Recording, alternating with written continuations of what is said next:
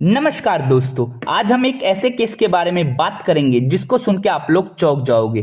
तो दोस्तों, एक घर में चार लोग रहते थे, माँ बाप, उनकी बेटी और साथ में एक नेपाल का नौकर। तो दोस्तों, रात को सब अच्छे से सोए, लेकिन सुबह जब माँ बाप उठे और उन्होंने अपनी बेटी का रूम चेक किया तो पता चला उनकी बेटी उस रूम में मरी हुई पड़ी हुई है। माँ बाप ने आरोप लगाया कि घर के नौकर ने उनकी बेटी को मार दिया और उसके बाद वो भाग गया। लेकिन अगले ही दिन उसी नौकर की लाश उन्हीं के घर के छत पे मिली। उसके बाद सभी लोगों का शक माँ बाप पे चला गया। लेकिन चौंकाने वाली बात यह है कि आज 20 साल बाद भी इस केस को पूरे तरीके से सॉल्व नहीं किया जा सका है और आज तक ये पता नहीं चला है कि आखिर उस लड़की का कत्ल किसने किया है। तो दोस्तों, इस कहानी के ऊपर एक मूवी भी बन चुकी है, इसके ऊपर एक किताब भी छप चुकी है, लेकिन आज तक ये मिस्ट्री सॉल्व नहीं हुई है। तो दोस्तों, आज की इस वीडियो में हम इसी बारे में डिटेल में बात करेंगे कि आखिर उस दिन ऐसा क्या हुआ था जिसकी वजह से ये मिस्ट्री आज तक सॉल्व नहीं हो पाई है। तो दोस्तों, वीडियो में आगे बढ़ने से पहले मैं चाहूँगा आप मेरे इस चैनल को सब्सक्राइब कर दो। यार, मेरे बहुत कम सब्सक्राइबर हैं। जब आप लोग सपोर्ट करोगे तो मुझे थोड़ी मोटिवेशन मिलेगी और मैं आप लोगों की और भी अच्छी अच्छी वीडियो ला सकूँगा। तो दोस्तों, अब हम वीडियो में आगे बढ़ते हैं। तो दोस्तों, इस घटना की शुरुआत होती है नोएडा के सेक्टर 25 के जलवायु अपार्टमेंट से। इस अपार्टमेंट में टोटल 4 लोग रहते थे, मदर, फादर, उनकी बेटी और साथ में एक नेपाल का नौकर। मदर का नाम था नुपुर तलवार, फादर का नाम था राजेश तलवार और इन दोनों की एक बेटी थी जिनका नाम था आरुषि तलवार। इसके अलावा जो नौकर था उसका नाम था हेमराज, जो कि नेपाल से बिलोंग करता था। जो फादर थे राजेश तलवार, वो एक डेंटिस्ट थे, मतलब एक डॉक्टर थे। इसके अलावा जो मदर थी वो भी इसी पेशे से ताल्लुक रखती थी, वो भी किसी टाइप की एक डॉक्टर थी। तो दोस्तों, जो आरुषि तलवार थी, जब उसके साथ ये घटना हुई उस टाइम वो 14 साल की थी और स्कूल में पढ़ती थी। तो दोस्तों, ये घटना हुई थी 16 मई 2008 के दिन। घटना से एक दिन पहले, मतलब 15 मई 2008 के दिन आरुषि तलवार सुबह जल्दी उठ गई स्कूल जाने के लिए। इस दिन ये काफी खुश थी। खुश इसलिए थी क्योंकि 16 मई के बाद गर्मियों की छुट्टियां पड़ने वाली थी। इसके अलावा 16 मई के दिन ये स्कूल में अपना बर्थडे भी सेलिब्रेट करने वाली थी। वैसे तो इसका बर्थडे 24 मई के दिन आता था, लेकिन गर्मियों की छुट्टियां पड़ जाती और ये स्कूल में बर्थडे सेलिब्रेट नहीं कर पाती। इस वजह से ये 16 मई के दिन ही अपना बर्थडे स्कूल में सेलिब्रेट करना चाहती थी। तो दोस्तों, 15 मई 2008 के दिन ये सुबह उठी, स्कूल गई। इसके अलावा जो इसके मॉम डैड थे वो भी ऑफिस के काम से बाहर चले गए और जो घर का नौकर हेमराज, उसने घर का अपना सारा काम कंप्लीट कर लिया। इसके बाद आरुषि स्कूल से घर आ गई और जो उसके मॉम डैड थे वो भी शाम तक घर आ गए ऑफिस के काम के बाद। इसके बाद इन तीनों ने साथ में बैठ के खाना खाया और इस चीज पे भी डिस्कशन हुई कि कैसे इसके बर्थडे को सेलिब्रेट करना है। इसके अलावा जो इनके फादर थे राजेश तलवार, वो अपनी बेटी के लिए एक सरप्राइज गिफ्ट भी लाए थे, जो कि एक कैमरा था। तो दोस्तों, वैसे तो वो गिफ्ट अपनी बेटी को 24 मई के दिन देने वाले थे, लेकिन उन्होंने सोचा कि 16 मई को ये अपना बर्थडे स्कूल में सेलिब्रेट करेगी ही और अब जब गिफ्ट ले ही आया हूं तो अपनी बेटी को दे ही देता हूं। तो उन्होंने अपनी बेटी को वो गिफ्ट दे दिया। जैसे ही आरुषि ने उस गिफ्ट को खोला तो वो बहुत ज्यादा खुश हो गई क्योंकि उसको फोटो क्लिक करना बहुत ही ज्यादा पसंद था। उसके बाद उसने उसी कैमरे से कई सारी फोटो क्लिक करी। उसने अपनी मॉम डैड की फोटो क्लिक करी, इसके अलावा खुद की भी कई सारी फोटो क्लिक करी। तो दोस्तों, जो ये बात है ये 15 मई 2008 की बात है और रात में करीब 10 बजे के आसपास ही उसके फादर ने आरुषि को ये कैमरा दिया। उसके बाद तीनों अपने अपने रूम में चले गए सोने के लिए। रात के 11 बजे के आसपास राजेश तलवार उठे और उनको नेट पे कुछ कंप्यूटर में कुछ काम करना था। तो उन्होंने क्या किया, अपनी वाइफ से बोला, नुपुर तलवार से, कि वो आरुषि के रूम में जाके जो राउटर है, वाईफाई है, उसको ऑन कर दे। उसके बाद क्या होता है, नुपुर तलवार आरुषि के रूम में जाती है। वहां वो देखती है कि आरुषि तलवार नॉर्मल बैठी हुई है और एक किताब पढ़ रही है। फिर नुपुर तलवार आरुषि से कुछ नहीं बोलती, नॉर्मल राउटर ऑन करती है और इसके बाद वो राजेश तलवार के पास चली जाती हैं। राजेश तलवार रात के करीब 12 बजे के आसपास तक वो नेट यूज करते रहते हैं और उसके बाद वो लैपटॉप बंद कर देते हैं और सो जाते हैं। तो दोस्तों, 12 बजे के बाद मतलब 15 मई और 16 मई की रात को कुछ ऐसा होता है जिसकी मिस्ट्री आज तक सॉल्व नहीं हो पाई है। उसके बाद सुबह हो जाती है। सुबह करीब 6 बजे के आसपास उनके घर पे एक नौकरानी काम करने आती है जिसका नाम भारती मंडल था। तो उस दिन भी भारती मंडल आई, उसने घर का दरवाजा खटखटाया, लेकिन उस दिन कोई दरवाजा खोलने नहीं आया। नॉर्मली क्या होता है, हेमराज जो घर का नौकर है वो क्या करता है, दरवाजे को आके खोल देता है जब भी भारती मंडल आती है। लेकिन उस दिन भारती मंडल ने कई बार बेल बजाई लेकिन कोई भी दरवाजा खोलने के लिए नहीं आया। उसके बाद क्या होता है, नुपुर तलवार आती है और वो भारती मंडल को बोलती है कि क्या हुआ, हेमराज ने दरवाजा नहीं खोला। तो इसके बाद भारती मंडल बोलती है नहीं, वो अभी तक दरवाजा खोलने नहीं आया। उसके बाद नुपुर तलवार बोलती है कि हो सकता है वो दूध लेने गया हो बाहर, थोड़ी देर वेट करो और थोड़ी देर में वो आ जाएगा और वो उसके पास चाबी होगी, वो दरवाजा खोल देगा। तो भारती मंडल बोलती है मुझे और भी कई जगह जाके काम करना है, तो आप ऊपर से चाबी फेंक दो, मैं नीचे से दरवाजा खोल दूंगी। तो क्या करती है, नुपुर तलवार ऊपर जाती है, ऊपर बालकनी से चाबी फेंक देती है और उसके बाद भारती मंडल जैसे ही दरवाजे को खोलने की कोशिश करती है तो वो महसूस करती है वो दरवाजा अपने आप खुल जाता है, मतलब वो दरवाजा लॉक नहीं था। तो दोस्तों इसके बाद नुपुर तलवार हेमराज के फोन पे कॉल करती है। कई बार रिंग जाने के बाद वहां से कोई फोन रिसीव करता है लेकिन किसी की आवाज नहीं आती। उसके बाद फोन कट हो जाता है और फोन स्विच ऑफ हो जाता है। उसके बाद दोबारा उस फोन पे कभी कॉल नहीं लग पाता और ना ही उस फोन का कभी कुछ पता चलता है।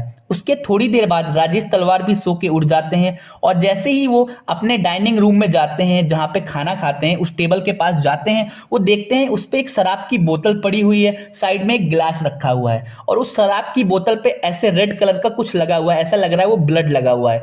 तो उसके बाद देखते ही राजेश तलवार चिल्लाने लग जाते हैं और वो आरुषि के रूम की तरफ देखते हैं। वो देखते हैं वो रूम थोड़ा सा खुला हुआ है और वो तुरंत ही आरुषि के रूम में भाग के जाते हैं। जैसे ही वो उस रूम में जाते हैं देख के वो चौंक जाते हैं कि आरुषि बेड पे पड़ी हुई है और उसके पूरे बदन पे, पूरे शरीर पे खून लगा हुआ है और उसकी गर्दन कटी हुई है। और उसके बाद क्या होता है, राजेश तलवार चिल्लाने लग जाते हैं देखो नुपुर ये क्या हो गया हमारी बेटी के साथ। और नुपुर तलवार जैसे ही रूम में आ जाती है वो देख के बिल्कुल चौंक जाती है और उसके मुंह से एक भी आवाज नहीं निकल पाती। और ये सब सुन के जो भारती मंडल होती है घर की नौकरानी, वो भी भागते हुए आरुषि के रूम में आती है और देख के चिल्लाने लग जाती है कि आरुषि के साथ ये क्या हो गया है। उसके बाद राजेश तलवार और नुपुर तलवार ये बोलने लग जाते हैं कि हेमराज ने ये क्या कर दिया, देखो भारती हेमराज ने ये क्या कर दिया, लगता है हेमराज हमारी बेटी को मार के भाग गया है। उसके बाद भारती मंडल राजेश तलवार से बोलती है कि आस पड़ोस के लोगों को भी बुला लूं। तो राजेश तलवार बोलते हैं ठीक है बुला लो। और फिर उसके बाद काफी सारे लोग उस घर में आ जाते हैं और लोग पूछने लग जाते हैं कि क्या हुआ, कैसे हुआ, आखिर आरुषि को किसने मारा। उसके बाद राजेश तलवार और नुपुर तलवार यही बात बोलते हैं कि हेमराज हमारी बेटी को मार के भाग गया है। थोड़ी देर बाद पुलिस को कॉल किया जाता है और पुलिस आती है। पुलिस देखती है कि क्राइम सीन पे बहुत सारे लोग हैं, करीब 15-20 लोग हैं जो पूरे घर में फैले हुए हैं। और पुलिस के मन में पहली बात ये आती है कि इन्होंने तो पूरे क्राइम सीन की ऐसी तैसी कर दी है, क्योंकि जैसे कि आप लोगों को पता है कि क्राइम करने के बाद जो खूनी होता है उसके फिंगरप्रिंट या जो क्राइम सीन है वो बहुत ही ज्यादा इंपॉर्टेंट होता है। लेकिन इतने सारे लोग आ चुके थे घर में, ये सब देखने के बाद पुलिस के जो लोग होते हैं वो चौंक जाते हैं और सभी लोगों को बाहर करते हैं। उसके बाद क्या होता है, राजेश तलवार और नुपुर तलवार से पूछताछ की जाती है कि आखिर ये सब किसने किया। राजेश तलवार बोलते हैं कि हमारे घर के नौकर ने ये सब किया है और उसका नाम हेमराज है, वो नेपाल में रहता है, उसको जाके पकड़ो। तो उसके बाद क्या होता है, पुलिस की एक टीम नेपाल की तरफ रवाना हो जाती है और दूसरी टीम राजेश तलवार और नुपुर तलवार से पूछताछ कर रही थी और जो क्राइम सीन था उसको अच्छे से देख रही थी। तो पुलिस वाले क्या करते हैं, जो बेडशीट होती है और नुपुर की बॉडी होती है उन सबको और इसके अलावा जो दीवारों पे और इधर उधर जो ब्लड लगे होते हैं उनको कलेक्ट करती है और फॉरेंसिक डिपार्टमेंट के पास भेज देती है। उसके बाद क्या होता है, एक पुलिस वाला सीढ़ियों की तरफ जाता है, वो देखता है वहां पे ब्लड लगा हुआ है सीढ़ियों के पास, तो वो ऊपर जाता है, सोचता है छत पे जाके वो देखे क्या है क्या नहीं है। तो वो देखता है दरवाजा बंद, ताला लगा हुआ है, छत के जो गेट होता है उस पर ताला लगा हुआ होता है। तो वो राजेश तलवार से उस गेट की चाबी मांगता है। तो राजेश तलवार नीचे जाते हैं और काफी देर तक बाहर रूम से निकलते ही नहीं है। फिर दोबारा पुलिस वाला बोलता है कि सर क्या हुआ, चाबी तो दे दो। तो राजेश तलवार बोलते हैं तुम लोग कहाँ इधर उधर घूम रहे हो, उधर वो जो नौकर है वो भाग चुका है, उसको जाके पकड़ो, क्यों इधर उधर घूम रहे हो। तो वो पुलिस वाला सोचता है कि सही बोल रहे हैं, वो नीचे आ जाता है और फिर उसके बाद वो दूसरी चीजों में व्यस्त हो जाता है। तो दोस्तों इसके बाद क्या होता है, जो राजेश तलवार होते हैं वो फोरेंसिक वालों को बार बार बोलते हैं कि जल्दी से इसका पोस्टमार्टम करो और जल्दी से हमें बॉडी दो, और क्योंकि हमें इसका अंतिम संस्कार करना है। उसके बाद 17 मई के दिन आरुषि की बॉडी को घर वालों को सौंप दिया जाता है और आरुषि के घर वाले उसके अंतिम संस्कार के लिए बाहर चले जाते हैं। तो दोस्तों दूसरी तरफ पुलिस वाले क्या करते हैं, उस घर की छानबीन कर ही रहे होते हैं। एक पुलिस वाला क्या करता है, एक रिटायर्ड पुलिस वाले को भी उस क्राइम सीन पे लाता है बुला के, ताकि वो उसकी हेल्प कर सके। जो रिटायर्ड पुलिस वाला होता है वो घूमते घूमते छत की तरफ जाता है, वहां पे देखता है कि छत के गेट पे कुछ ब्लड लगा हुआ है। उसके बाद वो क्या करता है, उस ताले को तोड़ देता है और छत पे पहुंच जाता है। जैसे वो छत पे जाता है वो देखता है वहां पे एक डेड बॉडी पड़ी हुई है, तो वो बाकी पुलिस वालों को भी बुला लेता है। उसके बाद क्या होता है, राजेश तलवार के भाई को बुलाया जाता है और उनसे पूछा जाता है कि ये डेड बॉडी किसकी है। तो राजेश तलवार के जो भाई होते हैं वो मना कर देते हैं कि मुझे नहीं पता ये किसकी डेड बॉडी है। इसके बाद राजेश तलवार और नुपुर तलवार के पास कॉल किया जाता है और उनको भी बुलाया जाता है कि आपके छत पे एक डेड बॉडी मिली है, आके इसकी पहचान करो। उसके बाद राजेश तलवार और नुपुर तलवार अपनी बेटी का अंतिम संस्कार करके आते हैं और छत पे जाते हैं तो वो देखते हैं कि हेमराज की बॉडी वहां पे पड़ी हुई है और सेम उसी तरीके से हेमराज को भी मारा गया है जिस तरीके से उनकी बेटी को मारा गया था। मतलब गर्दन कटी हुई थी, उसके अलावा उसका पूरा फेस भी बिगड़ा हुआ था।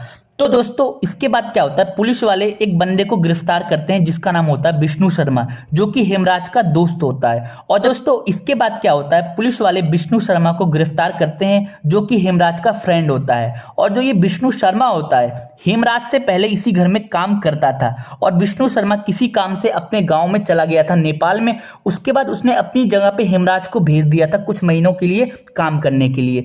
लेकिन दोबारा जब विष्णु शर्मा उस घर में आया, आरुषि के घर में आया और उसने बोला कि मुझे काम पे रख लो, तो आरुषि के मॉम डैड ने बोला कि जो हेमराज है वो सही तरीके से काम कर रहा है और हम लोगों को इसका काम पसंद आ रहा है, तो हम तुम्हें जॉब पे नहीं रखेंगे, तुम चले जाओ। तो पुलिस वाले सोच रहे थे हो सकता है विष्णु शर्मा ने ही हेमराज को मारा हो और उसके बाद आरुषि ने हेमराज को मारते हुए विष्णु शर्मा को देख लिया हो और उसके बाद विष्णु शर्मा ने आरुषि को भी मार दिया हो।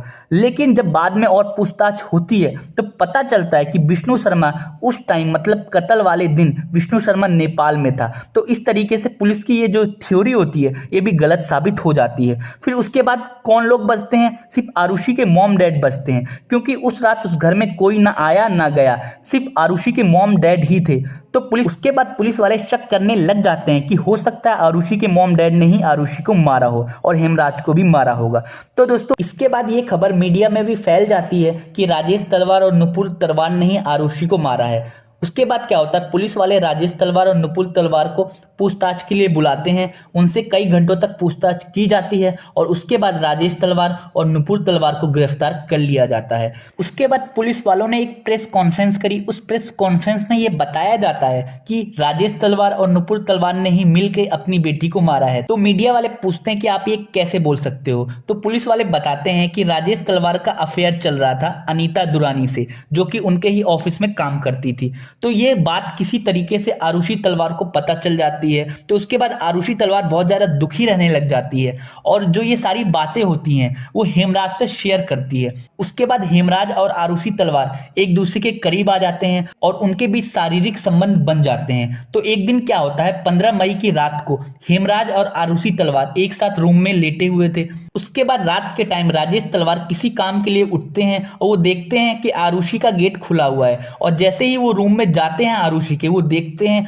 हेमराज और आरुषि एक साथ लेटे हुए हैं। और उसके बाद राजेश तलवार बहुत ज्यादा गुस्से में आ जाते हैं और वो हेमराज को मारते हुए छत पे ले जाते हैं और वहां पे जाके हेमराज का मर्डर कर देते हैं। और उसके बाद वो दोबारा नीचे आते हैं और आरुषि के साथ भी मारपीट करते हैं और आरुषि को भी जान से मार देते हैं। और थोड़ी देर बाद नुपुर तलवार की भी आंख खुल जाती है और वो जैसे ही आती है वो देखती है कि आरुषि मरी हुई है और राजेश तलवार सारी बात नुपुर को बताते हैं और नुपुर के पास अब कोई रास्ता नहीं रह जाता है कि अपने वो पति का साथ दे या क्या करे। तो उसके बाद क्या होता है, नुपुर तलवार और राजेश तलवार मिलके सारी चीजों को प्लान करते हैं। वो क्या करते हैं, बेडशीट चेंज करते हैं, इसके अलावा जो उनके फिंगरप्रिंट थे उन सारी चीजों को साफ करने की कोशिश करते हैं और बहुत सारे सबूत मिटाने की कोशिश करते हैं। और उसके बाद वो दोनों क्या करते हैं, राजेश और नुपुर अपने अपने रूम में जाके लेट जाते हैं और सुबह होने का वेट करते हैं और उसके बाद की कहानी तो आप लोगों को पता ही है। तो दोस्तों ये सारी चीजें पुलिस वालों ने मीडिया के सामने रखी है, आप यूट्यूब पे जाके देख भी सकते हैं।